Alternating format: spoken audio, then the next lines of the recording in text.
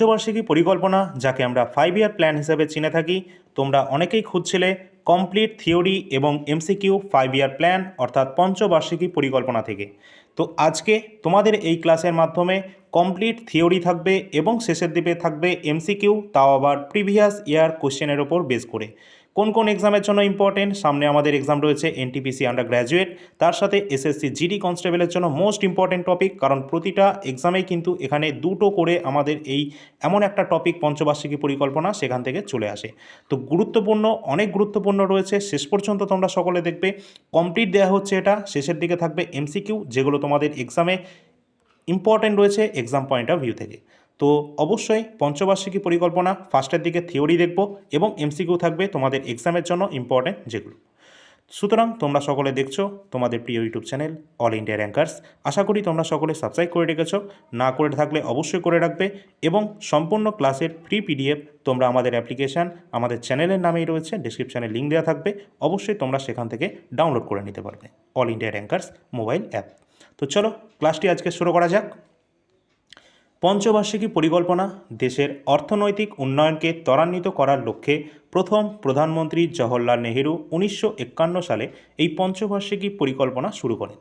তবে দেশের উন্নয়নে একটি নতুন নির্দেশনায় দেওয়ার লক্ষ্যে নরেন্দ্র মোদী সরকার পরিকল্পনা কমিশনকে বিলুপ্ত করেন এবং তার পরিবর্তে 2015 সালের 1 জানুয়ারিতে নীতি আয়োগ তিনি প্রতিষ্ঠা করেছেন।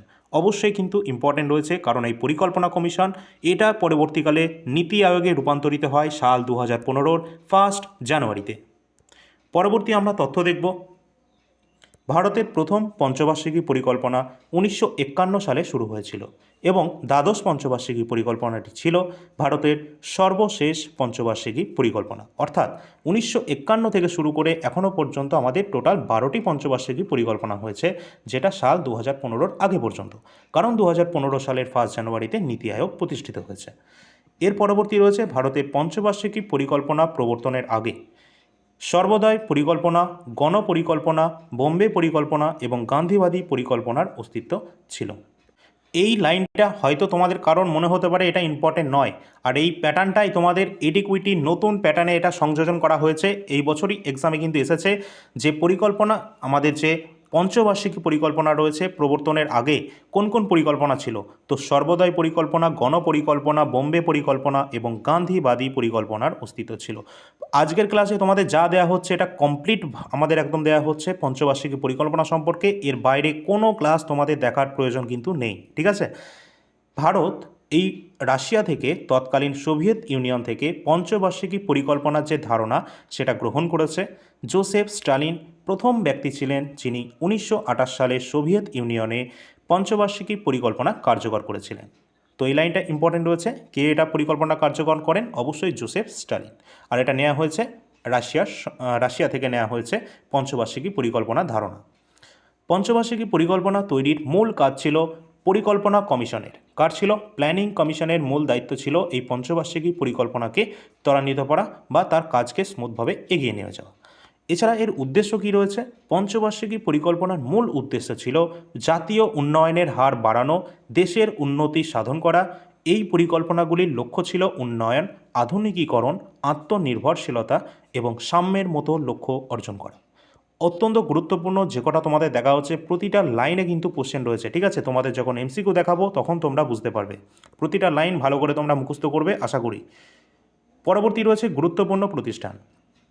এই যে পরিকল্পনা কমিশন, এটা সম্পর্কে আমরা যদি দেখি, পরিকল্পনা কমিশন যেটা গঠন করা হয়েছিল 15 মার্চ 1950 সালে, কারণ এই পরিকল্পনা কমিশনই কিন্তু আমাদের পঞ্চবার্ষিকী পরিকল্পনাকে কাজটাকে ত্বরান্বিত করেছিল। 15 মার্চ 1950 সালে এটা পরিকল্পনা কমিশন যেটা গঠন করা হচ্ছে, ভারতের প্রধানমন্ত্রীর পদাধিকার বলে চেয়ারম্যান কিন্তু তিনি হয়ে থাকেন। অবশ্যই কিন্তু আমাদের পিএম কিন্তু হয়ে থাকেন, আমরা জানি প্ল্যানিং কমিশনের চেয়ারম্যান পিএমই হন। যার প্রথম চেয়ারম্যান কে ছিলেন? জওহরলাল নেহরু। ভারতের প্রথম প্রাইম মিনিস্টার ছিলেন জওহরলাল নেহরু, যিনি কিন্তু এই পরিকল্পনা কমিশন সেট আপ করেছিলেন এবং তিনিই কিন্তু প্রথম চেয়ারম্যান ছিলেন। এর ডেপুটি চেয়ারম্যান কে ছিলেন? প্রথম ডেপুটি চেয়ারম্যান ছিলেন Gulzarilal Nanda, acting prime minister of India first, ঠিক আছে। এটাও কিন্তু ইম্পর্ট্যান্ট রয়েছে। নেক্সট, জাতীয় উন্নয়ন পরিষদ। যেটা রয়েছে ন্যাশনাল ডেভেলপমেন্ট কাউন্সিল এনডিসি, এটাকে আমরা শর্ট ফর্মে বলছি, এটি 6 আগস্ট 1952 সালে গঠিত হয়েছিল। এর প্রধান উদ্দেশ্য ছিল পরিকল্পনা কমিশন কর্তৃক প্রণীত যে সমস্ত পঞ্চবার্ষিকী পরিকল্পনাগুলোকে সঠিকভাবে পরিচালনা এবং অনুমোদন করা। এটা কিন্তু ইম্পর্টেন্ট রয়েছে এনডিসি, যেটা 1952 সালে এটা গঠন করা হয়েছিল। এখান থেকে প্রশ্ন এটা এসেছে, অত্যন্ত ইম্পর্টেন্ট। পরবর্তী আমরা দেখব যে এই যে আমাদের প্ল্যানিং কমিশন, যেটা কিন্তু পরবর্তীকালে রিপ্লেস করা হচ্ছে নীতি আয়োগের সাথে। তো নীতি আয়োগটা কী রয়েছে? নীতি এর full form national institution for transforming India. এটা 1 জানুয়ারি 2015 সালে পরিকল্পনা কমিশনের পরিবর্তে এটাকে প্রতিষ্ঠা করা হয়। কে করেন? ভারতের প্রধানমন্ত্রী করেছিলেন এটি। নীতি আয়োগ ভারত সরকারের একটি প্রধান নীতিগত থিঙ্ক ট্যাঙ্কার হিসাবে কাজ করে, যা নির্দেশমূলক এবং নীতিগত উভয় ধারণার ইনপুট প্রদান করে থাকে। আর এই থিঙ্ক ট্যাঙ্ক, এটা কিন্তু গুরুত্বপূর্ণ একটা টার্ম রয়েছে নীতি আয়োগে, অত্যন্ত গুরুত্বপূর্ণ কিন্তু এটা।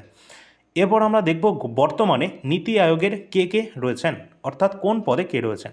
বর্তমানে নীতি আয়োগের চেয়ারম্যান রয়েছেন আমাদের পিএম নরেন্দ্র মোদী স্বয়ং। এছাড়া ডেপুটি চেয়ারম্যান রয়েছেন সুমন বেরি। সিইও বর্তমানে কে রয়েছেন? তোমাদের 2026-এর একদম যদি লেটেস্ট বলি 14 এপ্রিল অনুসারে সিইও কিন্তু কে রয়েছেন? বিভিআর সুব্রমণ্যম, তিনি কিন্তু নয়। এখানে নতুন একজন কিন্তু এখানে দায়িত্বভার গ্রহণ করেছেন, তার নামটা হচ্ছে নিধি ছিব্বর। ইনি কিন্তু বর্তমানে রয়েছেন সিইও অফ নীতি আয়োগ। ঠিক আছে, অবশ্যই কিন্তু ইম্পর্টেন্ট। আর এর আগে কে ছিলেন? বিভিআর সুব্রমণ্যম। অবশ্যই তোমাদের পরীক্ষায় যদি বলা হয় 2025 সাল অনুযায়ী সিইও কে রয়েছেন নীতি আয়োগের, তাহলে হবে বিভিআর সুব্রমণ্যম। অথবা যদি বলা হয় লেটেস্ট 2026 অনুসারে আমাদের 14 এপ্রিল, আমি যে তোমাদের ডাটাটা দিচ্ছি সেটা হচ্ছে 14 এপ্রিল 2026 অনুসারে বর্তমানে রয়েছেন নিধি ছিব্বর, সিইও অফ নীতি আয়োগ। ঠিক আছে, চলো এরপর শুরু হচ্ছে আমাদের প্ল্যানিং কমিশন, আমাদের পঞ্চবার্ষিকী পরিকল্পনা। ঠিক আছে, এখনও ক্লাস কিন্তু শুরু হয়নি, এবার শুরু হচ্ছে মেন কন্টেন্ট। পঞ্চবার্ষিকী পরিকল্পনার প্রথম পঞ্চবার্ষিকী পরিকল্পনা, যেটা চলছে 1951 থেকে 1956 পর্যন্ত সময়কাল। এবার আমরা দেখে নেব এই সম্পর্কিত গুরুত্বপূর্ণ তথ্য। প্রতিটা লাইন কিন্তু কেউ স্কিপ করবে না, ইম্পর্টেন্ট রয়েছে এক্সামের জন্য। আর লাস্টের দিকে যে এমসিকিউগুলো করাবো ওগুলো সবই প্রিভিয়াস ইয়ারের বেস্ট কোশ্চেন রয়েছে, যেগুলো কিন্তু এই সমস্ত তথ্যগুলো ভালো করে পড়বে, তাহলে ওগুলো এমনি উত্তর করতে পারবে। ফার্স্টেই যে প্রশ্নটা আসে যে প্রথম পঞ্চবার্ষিকী পরিকল্পনার সময়কাল 1951 থেকে 1956 পর্যন্ত চলছে, 5 বছরের, যেই জন্য এটাকে পঞ্চবার্ষিকী পরিকল্পনা বলা হচ্ছে। ভারতের প্রথম পঞ্চবার্ষিকী পরিকল্পনা মূলত দেশের কৃষি খাতের উন্নয়নে কেন্দ্রিত ছিল, অর্থাৎ কৃষি উন্নয়নে এখানে জোর দেওয়া হয়েছিল প্রথম পঞ্চবার্ষিকী পরিকল্পনায়। এই পরিকল্পনাটি মূলত হ্যারোড ডোমার মডেলের উপর ভিত্তি করে এটা তৈরি করা হয়েছিল এবং এর খসড়া তৈরি করেছিলেন কে এন রাজ। ইনি কিন্তু এর খসড়া তৈরি করেন। এটি ছিল অত্যন্ত সফল একটি পরিকল্পনা, যেখানে লক্ষ্যমাত্রা ছিল 2.1% টার্গেট। সেখানে আমরা বার্ষিক 3.6 জিডিপি বৃদ্ধি করতে সক্ষম হয়েছিলাম। অবশ্যই এটা কিন্তু গুড পয়েন্ট ছিল। প্রথম পঞ্চবার্ষিকী পরিকল্পনা অত্যন্ত সফলভাবে কিন্তু এটা আমরা বাস্তবায়িত করতে পেরেছি। এই সময়ে জাতীয় আয় 18% এবং মাথাপিছু আয় 11% বৃদ্ধি করা হয়েছে। পরবর্তী রয়েছে প্রধান কাজ। এই সময়কালে ভাগড়া নাঙ্গাল প্রকল্প, পরীক্ষার জন্য ইম্পর্টেন্ট, পরীক্ষায় কোনগুলো আসে? ভাগড়া নাঙ্গাল প্রকল্প কোন পঞ্চবার্ষিকী পরিকল্পনার সময় হয়েছিল? দামোদর নদী উপত্যকা প্রকল্প কোথায় কখন হয়েছিল? প্রথম পঞ্চবার্ষিকী পরিকল্পনায়। ব্যাস প্রকল্পের মতো বড় বড় সেচ প্রকল্প শুরু হয়েছিল এই প্রথম পঞ্চবার্ষিকী পরিকল্পনার সময়। মোস্ট ইম্পর্টেন্ট আরও রয়েছে চেন্নাইয়ে ইন্টিগ্রাল কোচ ফ্যাক্টরি শুরু হয়েছিল এবং 1956 সালের শেষ নাগাদ 5টি ভারতীয় তথ্য প্রযুক্তি যে প্রতিষ্ঠান রয়েছে আইআইটি, সেগুলো কিন্তু স্থাপন করা হয়েছিল। ভারতীয় প্রযুক্তি প্রতিষ্ঠান আইআইটি প্রতিষ্ঠা করা হয়েছিল প্রথম পঞ্চবার্ষিকী পরিকল্পনার সময় 5টি। আর চেন্নাইয়ের ইন্টিগ্রাল কোচ ফ্যাক্টরি, এইগুলো কিন্তু পরীক্ষার জন্য ইম্পর্টেন্ট, অবশ্যই তোমরা দেখে যাবে, স্কিপ কেউ করবে না। এরপর আসছে দ্বিতীয় পঞ্চবার্ষিকী পরিকল্পনা এবং তার সময়কাল কত রয়েছে? 1956 থেকে 1961 পর্যন্ত। এই পরিকল্পনার মূল উদ্দেশ্য ছিল দ্রুত শিল্পায়ন, অর্থাৎ ইন্ডাস্ট্রির ওপর সবথেকে বেশি জোর দেওয়া হয়েছিল দ্বিতীয় পঞ্চবার্ষিকী পরিকল্পনায়, সাল 1956 থেকে 61। এটি পিসি মহালানবিশ মডেলের ওপর ভিত্তি করে তৈরি করা হয়েছিল। ইম্পর্টেন্ট রয়েছে এই পরিকল্পনায় ভারত মিশ্র অর্থনীতি অর্থাৎ মিক্সড ইকোনমির পথ বেছে নিয়েছিল। জাতীয় আয় যেখানে 25% বৃদ্ধি করার লক্ষ্যমাত্রা নির্ধারণ করা হয়েছিল। ভারী শিল্প এবং খনিজ সম্পদকে উচ্চ অগ্রাধিকার দেওয়া হয় এবং সরকারি ব্যয়ের 24% এই খাতে ব্যয় করা হয়েছিল। যে পার্সেন্টেজগুলো তোমাদের বলা হচ্ছে এগুলো কিন্তু ইম্পর্টেন্ট রয়েছে, পরীক্ষায় কিন্তু অলরেডি চলে এসেছে। প্রধান কাজ কি হয়েছিল এই দ্বিতীয় পঞ্চবার্ষিকী পরিকল্পনায়? মোস্ট ইম্পর্টেন্ট, জার্মানির সহযোগিতায় রাউরকেল্লা ওড়িশায়, রাশিয়ার সহযোগিতায় ভিলাই ছত্তিশগড়ে, ব্রিটেনের সহযোগিতায় দুর্গাপুর পশ্চিমবঙ্গে। ইস্পাত কারখানা স্থাপন করা হয়েছিল। পরীক্ষায় যেগুলো আসে এই একটা লাইন থেকে 5-6টার ওপর প্রশ্ন কিন্তু হয়ে যায়। কি কি প্রশ্ন? প্রথমে বলবে যে জার্মানি সহযোগ, এখানে রাউরকেল্লা যে লৌহ ইস্পাত কারখানা সেটা স্থাপিত হয়েছে কার সহায়তায়? তো জার্মানির সহায়তায়। রাশিয়ার সহযোগিতায় তৈরি হয়েছে ছত্তিশগড়ের ভিলাইটা। এবং পশ্চিমবঙ্গের যে দুর্গাপুর, এটা কার সহযোগিতায় হয়েছে? ব্রিটেনের সহযোগিতায় হয়েছে। কোন পঞ্চবার্ষিকী পরিকল্পনার সময় এগুলো হয়েছে? সবকটা হয়েছে সেকেন্ড 5 ইয়ার প্ল্যানের সময়। সময়কাল কত? 1956 থেকে 61-র মধ্যে। এটা কোন মডেলের ওপর ভিত্তি করে তৈরি হয়েছে? পিসি মহলানবিশ মডেলের ওপর ভিত্তি করে তৈরি করা হয়েছে। তাহলে এখান থেকে আমরা বুঝতে পারছি যে এইগুলো সবই কিন্তু আমাদের কারখানা, তার মানে এখানে যে শিল্প তার উপর কিন্তু সবথেকে বেশি জোর দেওয়া হয়েছিল। তো ইস্পাত কারখানাগুলো মূলত গড়ে উঠেছে দ্বিতীয় 5 ইয়ার প্ল্যানের সময়। ক্লিয়ার? 2 অক্টোবর 1958 সালে এখানে দেখবে NAFED এটি প্রতিষ্ঠিত হয়েছে, যার সদর দপ্তর ভারতের নয়াদিল্লিতে অবস্থান করছে। পরবর্তী প্রশ্নে যাওয়ার আগে তোমাদের বলে রাখি, প্রশ্ন কিন্তু এখনও শেষ হয়নি। এখনও আমাদের তৃতীয় থেকে আমাদের 12 নম্বর 5 ইয়ার প্ল্যান পর্যন্ত পড়বো, তারপর MCQ করব। তার আগে তোমাদের ইনফরমেশন দিয়ে রাখি, আমাদের যে মোবাইল অ্যাপ রয়েছে all India rankers mobile app, সকলে এটা ডাউনলোড করবে প্লে স্টোর থেকে। ডিসক্রিপশানে লিঙ্ক দেওয়া থাকবে। এটা তোমরা দেখতে পাচ্ছ অ্যাপের ইন্টারফেস, যেখানে তোমরা ফ্রি PDF সেকশানে গেলে আজকের যে ক্লাসের PDF, ঠিক আজকের ক্লাসের দেখার 24 ঘন্টা পর তোমরা কিন্তু PDFটা ফ্রি PDF সেকশানে গেলে দেখতে পাবে। এখানে কিছু পেইড পিডিএফও রয়েছে, তোমাদের বলে রাখি। সমস্ত গুরুত্বপূর্ণ পিডিএফ যেগুলো তোমাদের পরীক্ষার জন্য ইম্পর্টেন্ট সেগুলোই তোমাদের দেখাচ্ছি। যারা SSC GD পরীক্ষার্থী রয়েছে, সামনে এক্সাম রয়েছে, SSC GD 2025 এবং 2024 প্রিভিয়াস ইয়ার জিকে কোয়েশ্চেনগুলো অ্যাভেলেবেল রয়েছে বাংলা ভাষাতে অ্যাপের মধ্যে। তোমাদের প্রয়োজন হলে অবশ্যই তোমরা কিন্তু নিয়ে নেবে অ্যাপ থেকে। সমস্ত অ্যাপের মধ্যে ডেমো পিডিএফ, এবং তোমরা যখন পারচেস করবে যে কোনো পিডিএফ, সেখানেই তোমরা পিডিএফ দেখতে পাবে এবং মাই কোর্স অপশানে কিন্তু সেটা দেখতে পাবে নিচের দিকে। আর বলে রাখি, টেস্ট পাস অপশানটা সকলে অফ করে রাখবে। সামনেই NTPC ডেট অ্যানাউন্স করা হয়েছে, তোমরা সকলে নোটিশ দেখে নিয়েছো। NTPC আন্ডার গ্র্যাজুয়েটের জন্য সবথেকে ইম্পর্ট্যান্ট হচ্ছে প্রিভিয়াস ইয়ার প্রশ্নপত্র, কারণ সম্প্রতি হয়ে যাওয়া রেলওয়ে NTPC গ্র্যাজুয়েট লেভেলের যে প্রশ্নপত্র সেগুলোকে সাবজেক্ট ওয়াইজ ভাগ করে দেওয়া হয়েছে। যেমন ভূগোল থেকে সমস্ত প্রশ্ন আলাদা করা রয়েছে, ইতিহাস থেকে আলাদা করা রয়েছে, এইভাবে সমস্তটা আলাদা করে দেওয়া রয়েছে গ্র্যাজুয়েট লেভেলের লেটেস্ট। আর এখান থেকে প্রশ্ন 100% আমি বলছি রিপিট হবেই। 50% প্রশ্নই তোমরা দেখতে পাবে রিপিট হচ্ছে প্রিভিয়াস ইয়ার কোশ্চেনের থেকে, কারণ এর আগেরগুলো যে সমস্ত প্রশ্ন হয়েছে গ্র্যাজুয়েট লেভেলের যে পেপারটাই হয়েছে সেটা আগের বছরের থেকে রিপিট হয়েছে, সেটা আমি নিজে দেখেছি। যখন তোমাদের PDF রেডি করা হচ্ছিল তখন আগের বছরের প্রশ্নপত্র আর এই বছরের প্রশ্নপত্র যখন দেখা হলো, তখন দেখলাম ম্যাক্সিমাম কোশ্চেন কিন্তু তোমাদের রিপিট হয়েছে। তোমরা দেখলেই সেটা তোমরা নিজেরা বুঝতে পারবে। এটা NTPC আন্ডার গ্র্যাজুয়েট যেটা লাস্ট হয়েছিল সেই প্রশ্নপত্র। মোটামুটি তোমরা NTPCর জন্য আন্ডার গ্র্যাজুয়েট যারা পরীক্ষা দেবে, গ্র্যাজুয়েট লেভেল সম্প্রতি হয়ে যাওয়া পেপারটা পড়বে, সেখানে যা কারেন্ট অ্যাফেয়ার্স এসেছে সেগুলো পড়ে যাবে, এবং আগের বছরের NTPC আন্ডার গ্র্যাজুয়েটটা পড়ে যাবে। এছাড়া তোমাদের বলে রাখি, কারেন্ট অ্যাফেয়ার্স কিন্তু মোস্ট ইম্পর্টেন্ট পার্ট রয়েছে রেল এবং SSCর জন্য। SSC GD কনস্টেবলে 4 থেকে 5টা কারেন্ট অ্যাফেয়ার্স দেখতে পাবে, এবং রেলওয়ে NTPC পরীক্ষা দিলে তোমরা ওখানে তো প্রায় 40টার মধ্যে 10টা কারেন্ট অ্যাফেয়ার্স তোমরা দেখবেই এখানে, ঠিক আছে? তো কারেন্ট অ্যাফেয়ার্সটা গুরুত্বপূর্ণ পার্ট, যেটা কিন্তু আমরা প্রতি মাসে তোমাদের জন্য প্রোভাইড করছি। 400 থেকে 500-র কাছাকাছি কারেন্ট অ্যাফেয়ার্স আমরা প্রোভাইড করি প্রতি মাসে, যেগুলো SSC রেলওয়েকে ফোকাস করে তৈরি করা হয়, এবং CBT 1 CBT 2 বা টিয়ার 1 টিয়ার 2 এর জন্য কিন্তু ইম্পর্টেন্ট হয়। তো তোমরা প্রতি মাসেরটা অ্যাভেলেবেল রয়েছে আমাদের অ্যাপে, জানুয়ারি, ফেব্রুয়ারি, মার্চ। এছাড়া যে কোনো পিডিএফের সম্পর্কে ডেমো পিডিএফ দেখার জন্য, ডিটেলস তথ্য দেখার জন্য, কি আছে কি না আছে সব কিছু তোমরা অ্যাপে গেলে দেখতে পাবে, সেখানে বিস্তারিত তথ্য দেওয়া আছে। এছাড়া যদি কারো প্রয়োজন হয় স্ট্যাটিক জিকে, গুরুত্বপূর্ণ তথ্য, যেখানে 120টার উপর টপিকের সংখ্যা রয়েছে, 126টা পেজের মধ্যে কমপ্লিট করা রয়েছে কমপ্লিট স্ট্যাটিক জিকে, যেটা প্রতিটা এক্সামেই চলে আসে। তো যার প্রয়োজন রয়েছে অবশ্যই তোমরা সেটা নিতে পারো। আর ভারতের সংবিধান নিয়ে তোমাদের যদি কোনো রকম কনফিউশন থাকে বা সম্ভাবনা হয় যে সমস্যা রয়েছে, তাহলে তোমরা কিন্তু এই পিডিএফটা নিতে পারো। 81টা পেজের মধ্যে কমপ্লিট ভারতের সংবিধানকে এখানে কমপ্লিট করা রয়েছে, যেটা পড়ে গেলে SSC GD হোক বা রেলওয়ে NTPC সমস্ত এক্সামের জন্য কিন্তু এটা ইম্পর্টেন্ট রয়েছে। খুব সুন্দরভাবে তোমাদের এখানে প্রোভাইড করা আছে। শেষের দিকে যে সমস্ত প্রশ্ন দিয়েছি সেই প্রশ্নগুলোরও আমরা কিন্তু ডিটেলস তথ্য প্রোভাইড করেছি, যেখানে তোমরা এখানে দেখতে পাচ্ছ। অতিরিক্ত তথ্য হিসাবে কিন্তু দেওয়া রয়েছে উত্তরের সাথে সাথে। সুতরাং তোমরা যারা যারা রেলওয়ে এনটিপিসি পরীক্ষার্থী তারা কিন্তু সকলে এই কটা যে পিডিএফ রয়েছে প্রিভিয়াস ইয়ার প্রশ্নপত্র, এইগুলো যদি মোটামুটি পড়ে যাও, যদি কেউ কিছু নাও পড়ে যাও, এইগুলো যদি শুধু পড়ে যাও, ম্যাক্সিমাম কোশ্চেন কিন্তু তোমরা জিকে সেকশানে করতে পারবে। এর সাথে কারেন্ট অ্যাফেয়ার্স কিন্তু তোমাদের দেখতে হবে রেলের জন্য, 2026টা দেখবে এবং 2025-এর মোটামুটি 6 মাস, লাস্ট 6 মাস কিন্তু দেখে যাবে। সব কিছু কিন্তু এখানে দেওয়া রয়েছে। আর যদি রিসেন্ট তোমাদের যে কীভাবে কারেন্ট অ্যাফেয়ার্স আসছে সেটা দেখতে যাও, তাহলে রেলওয়ে গ্রুপ ডি জিকে এবং কারেন্ট অ্যাফেয়ার্স যে সেকশনটা রয়েছে এটা কিন্তু তোমরা দেখতে পারো। এটা প্রিভিয়াস ইয়ার কোশ্চেন 101টা শিফটের।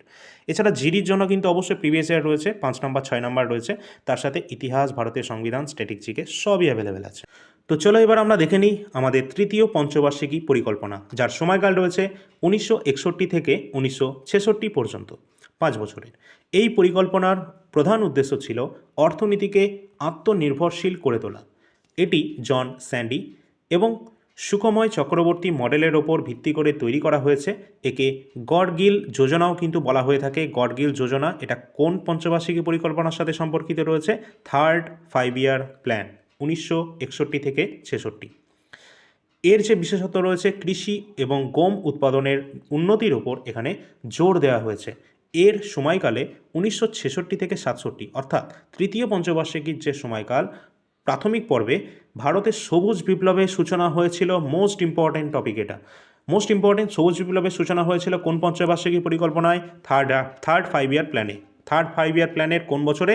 66 থেকে 67-র মধ্যে এর সূচনা হয়। অবশ্যই সবুজ বিপ্লবের জনক ভারতের কাকে বলা হয়? MS স্বামীনাথনকে ভারতের সবুজ বিপ্লবের জনক বলা হয়, যিনি 2024-এ ভারতরত্ন সম্মানে ভূষিত হয়েছেন, যদিও তিনি এটা মরণোত্তর ভারতরত্ন পেয়েছেন। ঠিক আছে, এটা মনে রাখবে। আর এখানে সবুজ বিপ্লবের সময় কিন্তু এখানে কৃষি এবং গমের ওপর, উৎপাদনের ওপর বেশি জোর দেওয়া হয়েছিল, এটা মাথায় রাখবে। এবং তৃণমূল স্তরে, অর্থাৎ একদম গ্রাসরুট যে লেভেল রয়েছে সেখান থেকে গণতন্ত্রের জন্য পঞ্চায়েত নির্বাচন শুরু হয়েছে এই তৃতীয় পঞ্চবার্ষিকী পরিকল্পনায়। এর প্রধান কাজগুলো কি রয়েছে, অর্থাৎ এখানে কোন কোন কাজগুলো প্রধানত করা হয়েছে?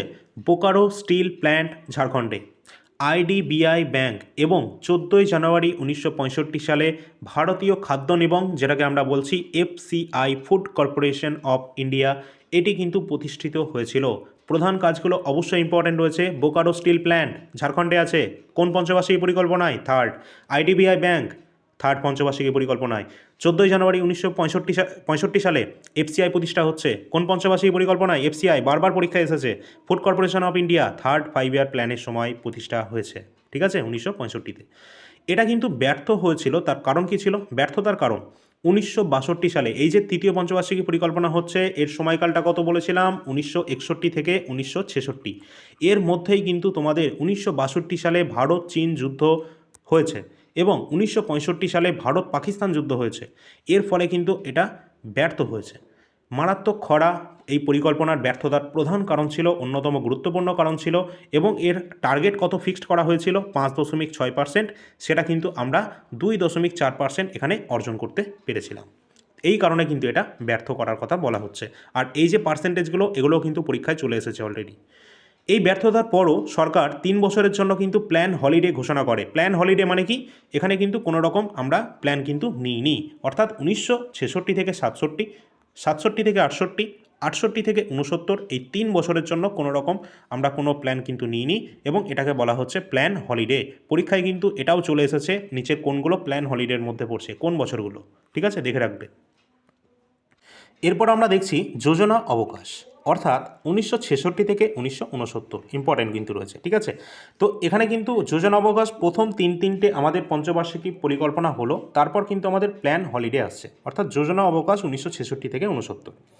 পূর্ববর্তী পরিকল্পনার ব্যর্থতার কারণে সরকার 1966 থেকে 1969 সাল পর্যন্ত 3টি বার্ষিকী পরিকল্পনা ঘোষণা করেছিল। পরিকল্পনা অবকাশের প্রধান কারণ ছিল ভারত পাকিস্তান যুদ্ধ, যেটা আমরা দেখেছি, ভারত চীন যুদ্ধ, যা তৃতীয় পঞ্চবার্ষিকী পরিকল্পনাকে ব্যর্থতার প্রধান কিন্তু কারণ ছিল।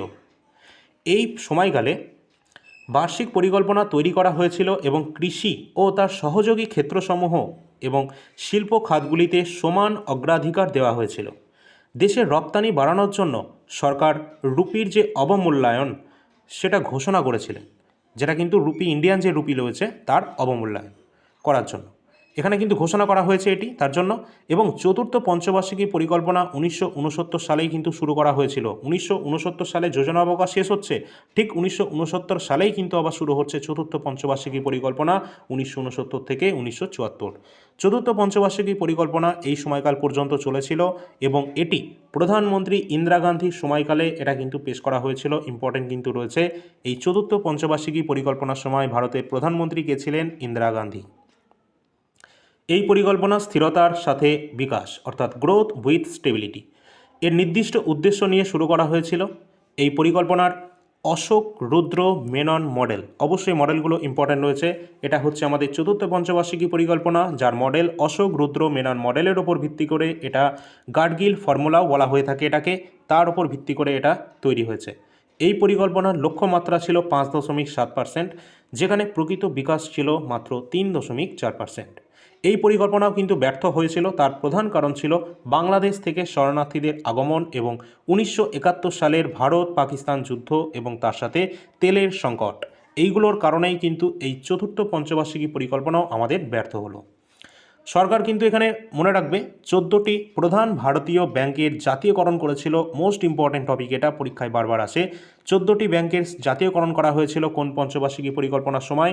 চতুর্থ পঞ্চবার্ষিকী পরিকল্পনার সময়, 1969 থেকে 74-এর সময়। ISRO, Indian space research organisation, ভারতীয় মহাকাশ গবেষণা সংস্থা, প্রতিষ্ঠিত হয়েছিল 1969-এর 15ই আগস্ট। এই সময় কিন্তু এটা প্রতিষ্ঠিত হয়। এটা কোন সময়? চতুর্থ পঞ্চবার্ষিকী পরিকল্পনার সময়কালে।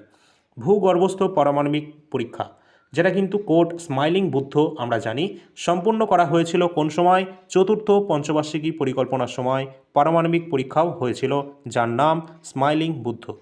ইম্পর্টেন্ট মনে হচ্ছে? যদি মনে হয় এখনই একটা লাইক করে দেবে, চ্যানেলটা সাবস্ক্রাইব করে রাখবে এই ধরনের ক্লাসগুলো পাওয়ার জন্য। আর অবশ্যই বলবে পরবর্তী কোন টপিক টোটাল কমপ্লিট চাই, ঠিক আছে? সেটা কিন্তু অবশ্যই এখানেই করানো হবে। পঞ্চম পঞ্চবার্ষিকী পরিকল্পনা 1974 থেকে 1978 সাল। পঞ্চম পঞ্চবার্ষিকী পরিকল্পনা শুরু হচ্ছে 1974 থেকে 78 সাল পর্যন্ত। একে যোজনা কমিশনের নিবেশ মডেলও বলা হয়ে থাকে। এটিও কিন্তু ইন্দিরা গান্ধী ভারতীয় সংসদে এটি কিন্তু পেশ করেছিলেন। ইন্দিরা গান্ধীর সময়ই এটি হয়েছিল। সবথেকে ইম্পর্টেন্ট, গরিবি হটাও যে স্লোগানটি দেওয়া হয়েছিল, এটাই পঞ্চবার্ষিকী পরিকল্পনার সময় পঞ্চম পঞ্চবার্ষিকী পরিকল্পনায়। এখানে আত্মনির্ভরতা অর্জনের ওপর জোর দেওয়া হয়েছিল এবং 1975 সালের 20 দফা যে কর্মসূচি, সেটি কিন্তু শুরু হয়েছিল এই পঞ্চম পঞ্চবার্ষিকীতে। এই পরিকল্পনার যে খসড়া, যেটা ডিপি ধর তৈরি করেছিলেন এবং এটি আরম্ভ করেছিলেন কে? ডিপি ধর এটিকে তৈরি করেছিলেন খসড়াটা। পরবর্তী পয়েন্ট, এই পরিকল্পনার প্রথম 2 বছরেই ন্যূনতম প্রয়োজনীয় কর্মসূচি, যেটাকে বলা হচ্ছে minimum needs programme, MNP, important রয়েছে। ফুল ফর্মটা পরীক্ষায় কিন্তু চলে আসে, মিনিমাম নিডস প্রোগ্রাম পরীক্ষায় এসেছে বলেই বলছি। সমস্ত প্রিভিয়াস ইয়ার প্রশ্নপত্র দেখে তারপর তোমাদের জন্য ক্লাস আনা হয়েছে। এমনি কিন্তু তোমরা চাইলেই হঠাৎ করে দিয়ে দিলাম তা কিন্তু নয়, ঠিক আছে? এর ওপর রিসার্চ করে ভালো মতো প্রশ্ন উত্তরগুলো দেখে প্রিভিয়াস ইয়ার ঘেটে তারপর কিন্তু আনা হয়েছে এটা। তো অবশ্যই শেষ পর্যন্ত দেখবে। MNP এবং ডিপি ধর মিলে এটা কিন্তু তৈরি করেছিলেন, যার উদ্দেশ্য ছিল মৌলিক ন্যূনতম চাহিদাগুলোকে পূরণ করা। মোরারজি দেশাই সরকার 1978 সালে এই পরিকল্পনা বাতিল করে দিয়েছিলেন। কে করেছিলেন? 1978-এ মোরারজি দেশাইয়ের সরকার। পরবর্তী পঞ্চম পঞ্চবার্ষিকী পরিকল্পনা কেবল 4 বছর চলেছিল। তোমরা ভালো করে লক্ষ্য করবে, এর সময়কাল বলা হয়েছে 1974 থেকে 1978, তার মানে 4 বছর কিন্তু চলেছিল পঞ্চম পঞ্চবার্ষিকী পরিকল্পনাটি, ঠিক আছে? এই পরিকল্পনা জাতীয় সড়ক প্রণালী, এটিকে শুরু করা হয়েছিল ভারতের জাতীয় সড়ক প্রণালী। 15টি জেলাকে অন্তর্ভুক্ত করে পার্বত্য এলাকা উন্নয়ন কর্মসূচি শুরু করা হয়েছিল এবং ইন্দিরা গান্ধীর দ্বারা ভারতের জরুরি অবস্থা, এমার্জেন্সি ঘোষণা করা হয়েছিল। অত্যন্ত গুরুত্বপূর্ণ, এমার্জেন্সি প্রথম চালু করেছিলেন, মানে লাগু করেছিলেন, যেটা ইন্দিরা গান্ধী করেছিলেন। এবং এই জরুরি অবস্থা যেটা কিন্তু চালু হয়েছিল পঞ্চম পঞ্চবার্ষিকী পরিকল্পনার সময়। লক্ষ্যমাত্রা ছিল 4.4% এবং প্রকৃত বিকাশ হয়েছিল যেখানে 4.8%, তার মানে এটাকে আমরা সফল হিসাবে গণ্য করতে পারি। এর পরবর্তী আমরা দেখব রোলিং প্ল্যান। 1978 থেকে 1980 পর্যন্ত। পরবর্তী এই যে রোলিং প্ল্যান হয়েছে এটা সম্পর্কে আমরা দেখব। রোলিং প্ল্যান পঞ্চম এবং ষষ্ঠ পঞ্চবার্ষিকী পরিকল্পনার মাঝে কার্যকর করা হয়েছিল। ভারতের রোলিং প্ল্যান 1978 সালে জনতা সরকার দ্বারা শুরু হয়েছিল। তার কারণ হচ্ছে এখানে সরকার পরিবর্তন হয়েছিল, এই জন্য এই 78 থেকে 80টাকে রোলিং প্ল্যান বলা হচ্ছে। এখানে কোনো রকম সেইভাবে তোমাদের পরিকল্পনা নেওয়া হয়নি। এখানে রোলিং প্ল্যানের যে ধারণা এটা গুন্নার মির্ডাল দিয়েছিলেন। কে দিয়েছিলেন? গুন্নার মির্ডাল। ইম্পর্টেন্ট। 1980 সালে ক্ষমতায় আসার পর ভারতীয় জাতীয় কংগ্রেস সরকার এই পরিকল্পনা পুনরায় বাতিল করে দেয় এবং নতুন ষষ্ঠ পরিকল্পনা শুরু করে। রোলিং প্ল্যানের যে সুবিধা রয়েছে সেগুলো কি? সুবিধা হলো এটি নমনীয়। রোলিং প্ল্যান এমন একটি পরিকল্পনা যেখানে প্রতি বছর পরিকল্পনার কার্যকারিতা মূল্যায়ন করা হয় এবং সেই মূল্যায়নের ভিত্তিতে পরবর্তী বছরের জন্য নতুন পরিকল্পনা তৈরি করা হয়। এটাকেই বলা হচ্ছে রোলিং প্ল্যান। এর পরবর্তী আমরা দেখব ষষ্ঠ পঞ্চবার্ষিকী পরিকল্পনা 1980 থেকে 1985। এই যে পরিকল্পনা, যেটা কিন্তু সময়কাল আমরা দেখলাম, এটি ইন্দিরা গান্ধী ভারতীয় সংসদে পেশ করেছিলেন শিবরামন কমিটির সুপারিশে। মনে রাখবে এই যে ষষ্ঠ পঞ্চবার্ষিকী পরিকল্পনা হচ্ছে, পরীক্ষায় চলে এসেছে, শিবরামন কমিটির সুপারিশে জাতীয় কৃষি এবং গ্রামীণ উন্নয়ন ব্যাংক, গ্রামীণ উন্নয়ন ব্যাংক মানে কি আছে? নাবার্ড, ঠিক আছে, যেখানে কিন্তু এগ্রিকালচার অ্যান্ড রুরাল ডেভেলপমেন্টের ওপর জোর দেওয়া হয় এই নাবার্ড, ঠিক আছে। তো গ্রামীণ উন্নয়ন ব্যাংক প্রতিষ্ঠিত হয়েছিল এবং জাতীয় কৃষি এগুলো কিন্তু প্রতিষ্ঠিত হয়েছিল কার কমিটির সুপারিশে? শিবরামন কমিটির সুপারিশে। জনসংখ্যা বৃদ্ধি নিয়ন্ত্রণের জন্য পরিবার পরিকল্পনা কর্মসূচি শুরু করা হয়েছিল এই পঞ্চবার্ষিকী পরিকল্পনায় এবং গ্রামীণ উন্নয়ন প্রকল্প যেমন সমন্বিত গ্রামীণ উন্নয়ন কর্মসূচি আইআরডিপি, জাতীয় গ্রামীণ কর্মসংস্থান কর্মসূচি এনআরইপি এবং গ্রামীণ ভূমিহীন কর্মসংস্থান গ্যারান্টি কর্মসূচি আরএলইপি এগুলো কিন্তু শুরু করা হয়েছিল। এগুলো অবশ্যই দেখে যাবে, এগুলো কিন্তু এক্সামে এগুলোই তোমাদের তুলে ধরবে যে এই কর্মসূচিগুলো তৈরি করা হয়েছিল বা এগুলোকে বাস্তবায়ন করা হয়েছিল কোন পঞ্চবার্ষিকী পরিকল্পনার সময়? ষষ্ঠ পঞ্চবার্ষিকী পরিকল্পনার সময়, সময়কাল 1980 থেকে 1985 পর্যন্ত। এই যে ষষ্ঠ পঞ্চবার্ষিকী পরিকল্পনা এটাকে নেহেরুবাদী সমাজতন্ত্রের সমাপ্তি হিসাবে দেখা হয়, অবশ্যই দেখে যাবে, এবং এর লক্ষ্যমাত্রা অর্থাৎ টার্গেট ছিল 5.2%, যেখানে আমরা প্রকৃত বিকাশের হার যেটা পেয়েছি 5.7%, অর্থাৎ এটাও কিন্তু আমাদের সফল হয়েছিল। ষষ্ঠ পঞ্চবার্ষিকী পরিকল্পনা এমন একটি পরিকল্পনা যা দুইবার লঞ্চ করা হয়েছিল, একবার জনতা পার্টি দ্বারা সরকারের মাধ্যমে এবং দ্বিতীয়বার কংগ্রেস পার্টির সরকারের দ্বারা। তোমরা দেখেছ যে ফার্স্টে জনতা পার্টি সরকার দ্বারা এটা তৈরি হয়েছিল এবং দ্বিতীয়বার আবার কংগ্রেস পার্টি সরকারের দ্বারা এটা পুনরায় চালু করা হয়েছিল। সপ্তম পঞ্চবার্ষিকী পরিকল্পনা 1985 থেকে 1990 সাল পর্যন্ত সময়কাল। এই যে পরিকল্পনা যেটা প্রধানমন্ত্রী রাজীব গান্ধীর সময়কালে এটা পেশ করা হয়েছিল। কার সময়? সপ্তম পঞ্চবার্ষিকী সময়কাল যেটা রাজীব গান্ধীর সময় কিন্তু এটা পেশ করা হয়েছিল 1985 থেকে 1990-এর মধ্যে। এই পরিকল্পনা খাদ্যশস্য উৎপাদন বৃদ্ধি, কর্মসংস্থান বৃদ্ধি এবং উৎপাদনশীলতার উপর প্রধান গুরুত্ব দেওয়া হয়েছিল। প্রযুক্তির ব্যবহারের মাধ্যমে শিল্প উৎপাদনশীলতার মান উন্নয়নের উপর জোর দেওয়া হয়েছিল। তার সাথে মনে রাখবে সপ্তম পঞ্চবার্ষিকী পরিকল্পনার সময় ভারতে প্রথমবার নীল বিপ্লব অর্থাৎ ব্লু রেভলিউশন মিশন এটি শুরু করা হয়েছিল। নীল বিপ্লব শুরু করা হয়েছিল সপ্তম পঞ্চবার্ষিকী পরিকল্পনার সময়। পরিকল্পনার মাথাপিছু আয় ছিল 3.6%, বার্ষিক বৃদ্ধির হার পেয়েছিল এটা, এবং এই পরিকল্পনায় স্বনির্ভর মহিলা ও অসংগঠিত ক্ষেত্রে কর্মরত মহিলাদের ওপর জাতীয় কমিশন দ্বারা পেশাকৃত ব্যাপক রিপোর্ট শ্রম শক্তি যেটা পেশ করা হয়েছিল। প্রতিটা টার্মগুলো কিন্তু ইম্পর্টেন্ট, যেগুলো কিন্তু পরীক্ষার জন্য ইম্পর্টেন্ট, হাইলাইট করা আছে সবগুলো। এই পরিকল্পনার খাদ্য, কাজ এবং উৎপাদন, ফুড ওয়ার্ক অ্যান্ড প্রোডাক্টিভিটি, এই স্লোগানগুলি দেওয়া হয়েছিল কোন পঞ্চবার্ষিকী পরিকল্পনার সময়? সপ্তম পঞ্চবার্ষিকী পরিকল্পনার সময়। লক্ষ্যমাত্রা ছিল 5.0%, যেখানে প্রকৃত বিকাশ হয়েছিল 6.01%, অর্থাৎ এটাও সম্পূর্ণভাবে সফল। পরবর্তী আমরা দেখব 1990 থেকে 91 এবং 91 থেকে 92 বার্ষিক কর্মসূচি। ভারতে 90 থেকে 91 এবং 1991 থেকে 92 সাল এই দুটি বার্ষিক কর্মসূচি হিসাবে কার্যকর করা হয়েছিল। এই কর্মসূচিগুলি সপ্তম এবং অষ্টম পঞ্চবার্ষিকী পরিকল্পনার মাঝখানে কার্যকর করা হয়। এই কর্মসূচিগুলির প্রধান উদ্দেশ্য ছিল কি? কৃষি উৎপাদনশীলতা এবং গ্রামীণ উন্নয়নকে আরও বৃদ্ধি করা। পরবর্তী আমরা দেখব অষ্টম পঞ্চবার্ষিকী পরিকল্পনা। 1992 থেকে 1997 সাল পর্যন্ত চলেছিল অষ্টম পঞ্চবার্ষিকী পরিকল্পনা, যেখানে কেন্দ্রের রাজনৈতিক অস্থিরতার কারণে অষ্টম পঞ্চবার্ষিকী পরিকল্পনাটি 2 বছরের জন্য স্থগিত করা হয়েছিল। এটি পিভি নরসিমা রাও সংসদে পেশ করেছিলেন। কে? পিভি নরসিমা রাও সেই সময় ছিলেন অষ্টম পঞ্চবার্ষিকী পরিকল্পনার সময়। এই পরিকল্পনায় মানব সম্পদ উন্নয়ন এবং শিল্পের আধুনিকীকরণে উৎসাহিত করা হয়েছিল এবং এই পরিকল্পনাতে কর্মসংস্থান সৃষ্টির জন্য পশুপালন, মৎস্য চাষ, উদ্যান পালন এবং গ্রামীণ শিল্প ক্ষেত্রগুলির ওপর প্রধানত জোর দেওয়া হয়েছিল। অষ্টম পঞ্চবার্ষিকী পরিকল্পনার অধীনে এই মোস্ট ইম্পর্টেন্ট পরীক্ষার জন্য অলরেডি বহুবার পরীক্ষা এসেছে। এলপিজি রিফর্মস আনা হয়েছিল। এই এলপিজি কি গ্যাস? না। এল অর্থাৎ লিবারালাইজেশন, প্রাইভেটাইজেশন এবং গ্লোবালাইজেশন অর্থাৎ উদারীকরণ, বেসরকারীকরণ এবং বিশ্বায়ন, এগুলো আনা হয়েছিল অষ্টম পঞ্চবার্ষিকী পরিকল্পনার সময়। LPG reforms.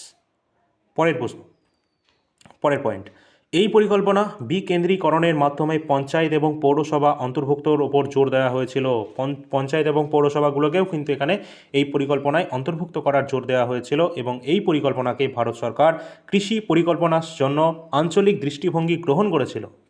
দরিদ্র সীমার নিচে অর্থাৎ বিপিএল যেটাকে আমরা বলি, এই বিপিএল অর্থাৎ বিলো পভার্টি যে লাইন রয়েছে তার নিচে যে সমস্ত জনসংখ্যা নির্ধারণের জন্য 1992 সালে জনগণনা আয়োজন করা হয়েছিল। দরিদ্র সীমার নিচে যে সমস্ত জনসংখ্যা রয়েছে তাদের একটা জনগণনা করা হয়েছিল।